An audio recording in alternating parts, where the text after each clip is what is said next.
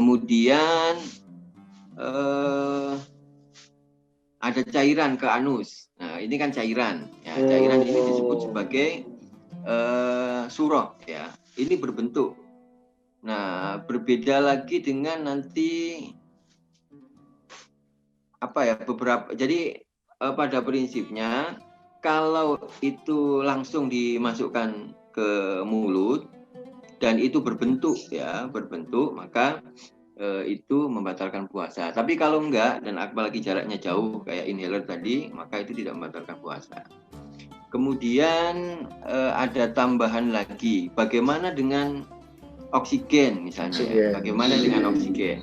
Tabung oksigen untuk alat bantu nafas. Nah, para ulama menyebutkan bahwa ini sama dengan oksigen yang kita hirup sehari-hari. Jadi ini sebagai kebutuhan sebagai kebutuhan.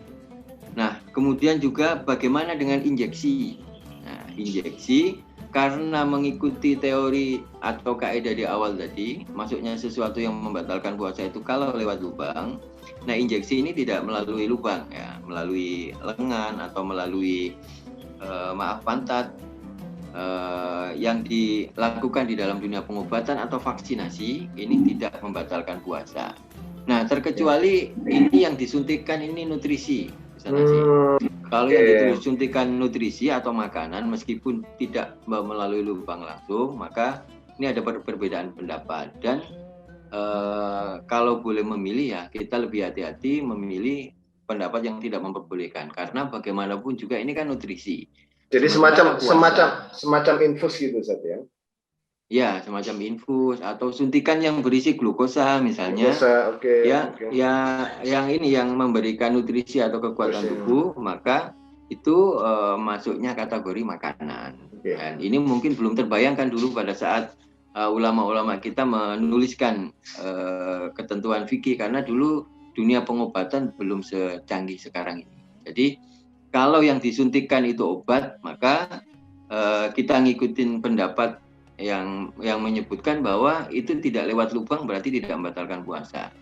Akan tetapi kalau nutrisi meskipun tidak melewati lubang, tapi nutrisi, sementara puasa itu kita menghalangi masuknya sesuatu yang halal ke dalam tubuh.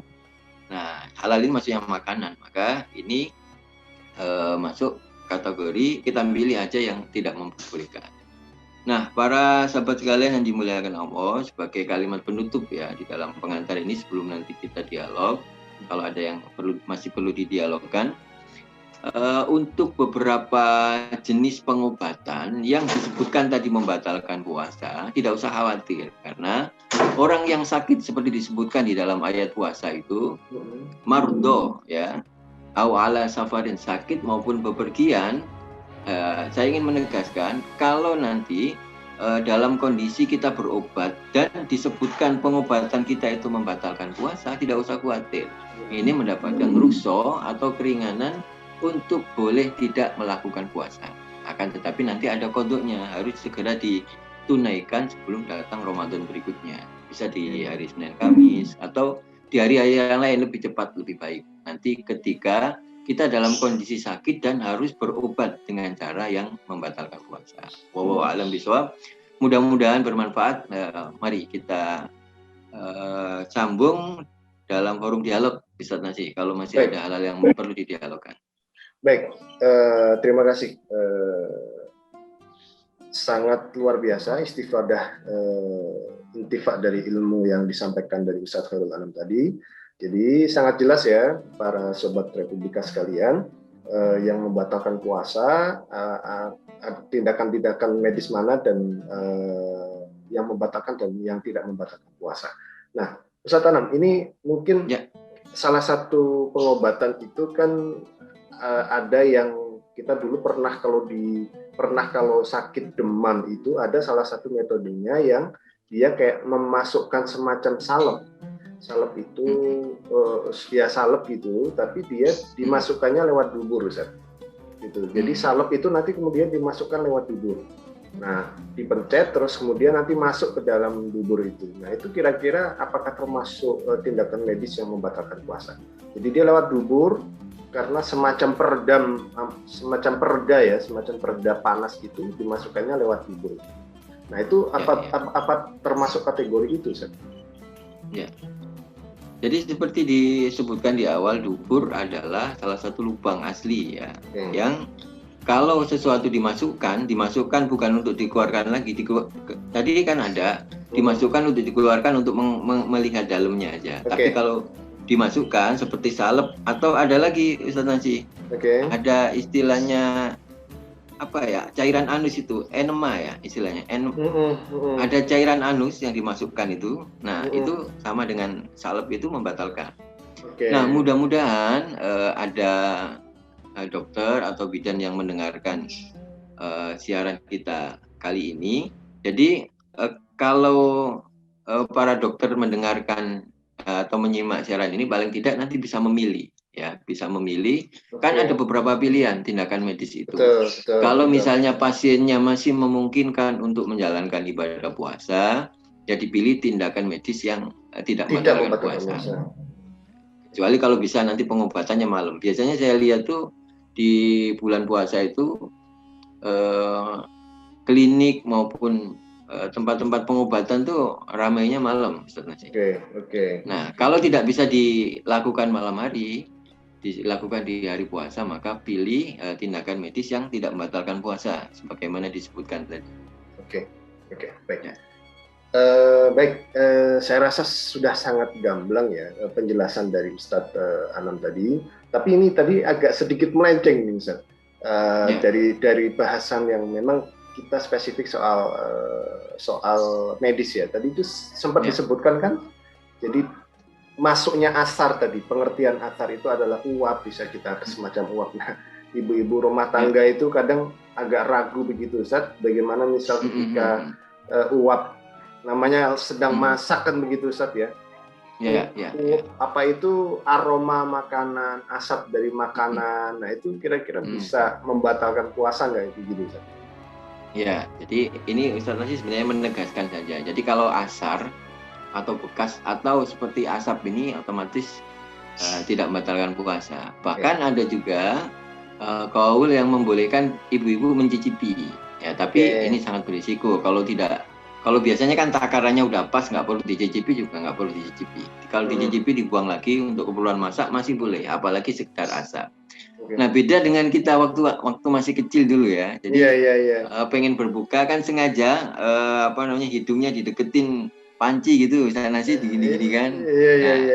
Nah, ini tentu membatalkan. Ini kayak alat semprot asma tadi ya. Jadi ini langsung. Jadi bukan asap, ini sebenarnya cairan. Ini cairan. Tapi kalau asap masak, ibu-ibu tidak usah khawatir. Dipastikan ini disebut asar ya. Disebut sebagai ya bukan benda yang dimasukkan ke dalam tubuh. Meskipun toh kalau diteliti itu ya tetap ada zat-zat padatnya, tapi ini dalam kategori fikih disebut asar. Jadi sesuatu yang tidak membatalkan puasa. Jadi kalau di dunia medis tadi kayak aroma terapi tadi Ustaz ya. Baik. Kayak inhaler juga. Jadi tidak membatalkan puasa. Jadi mungkin terkait dengan langkah ataupun semacam langkah medis yang hendak ditempuh itu sebaiknya dikonsultasikan ya Ustaz, antara dokter dengan pasien yang bersangkutan. Kira-kira misalnya nanti saya akan dapat apa nih begitu dok gitu. Apakah nanti itu medisnya itu bla bla bla dan akan berpengaruh pada puasa saya atau tidak. Kalau susah berpengaruh saya harus bagaimana. Jadi sebaiknya begitu Ustaz ya, ada semacam konsultasi antara pasien dan dokter ya. Ya, benar sekali Ustaz Nasi. Jadi yang pertama kita memang mengharapkan para dokter mendengarkan atau menyimak ya tayangan ini, sehingga nanti dokter bisa memilih tindakan medis yang sekiranya tidak membatalkan puasa. Nah, atau juga para jamaah atau para pasien sekalian kalau mendengarkan siaran ini mengetahui tindakan medis mana saja yang tidak membatalkan maupun yang membatalkan puasa, nanti pada saat proses pengobatan nanti bisa berkonsultasi dengan dokter kira-kira pengobatan seperti apa yang akan diberikan. Nah, nanti bisa memilih jenis pengobatan yang tidak membatalkan puasa. Nah, pilihan lain kita berobat malam hari itu aman, sudah pasti aman. Termasuk juga yang kemarin ditanyakan Ustaz Nasi, bagaimana berhubungan dengan suami istri di malam hari itu aman, jelas aman, nggak usah khawatir. Ya termasuk termasuk kalau udah nggak sabar itu langsung berbuka nggak apa-apa Ustaz ya. Itu keterlaluan kalau keterlaluan. Ya. Nah, terakhir perlu juga disampaikan, jadi misalnya semua tindakan medis itu tidak ada pilihan kecuali tindakan medis yang membatalkan puasa. Ini bagi orang yang sakit, maka nggak usah khawatir, nggak usah dipaksakan. Jadi tidak apa-apa membatalkan puasa, tapi nanti diganti di hari yang lain. Ketentuannya sudah jelas kok. Sakit mendapatkan rukhsah atau keringanan untuk tidak melaksanakan ibadah puasa. Ini bagi pasien yang tidak mungkin berobat malam hari misalnya, atau bagi pasien yang tidak mungkin berobat dengan cara-cara yang tidak membatalkan puasa. Tidak usah khawatir karena sakit mendapatkan rukhsah atau keringanan untuk tidak melaksanakan ibadah puasa. Kira-kira begitu ya Ustaz Nasi. Terima kasih. Mudah-mudahan ya, sangat gampang sekali. Ya, mudah-mudahan bermanfaat buat kita semua. Kalau ada hal-hal yang tidak berkenan atau ada hal-hal yang salah misalnya dalam keterangan saya, nanti akan dikoreksi ya di kemudian hari. Tapi insya Allah saya sudah membaca teks dari beberapa kitab yang mutabaroh, insya Allah bisa dipertanggungjawabkan kesahihannya. Terima kasih. Baik. Ustaz Nasi, jazakumullah. Baik, terima kasih Sobat Republika sekalian. Tentu kita ingin berpanjang kalam atau lebih mendalami lagi terkait dengan fikih ini, dan saya rasa tentu ini gambarannya sudah sangat jelas yang seperti disampaikan oleh Ustaz Khairul Anam. Kita sudah tiba di penghujung waktu untuk edisi kali ini, untuk episode kali ini.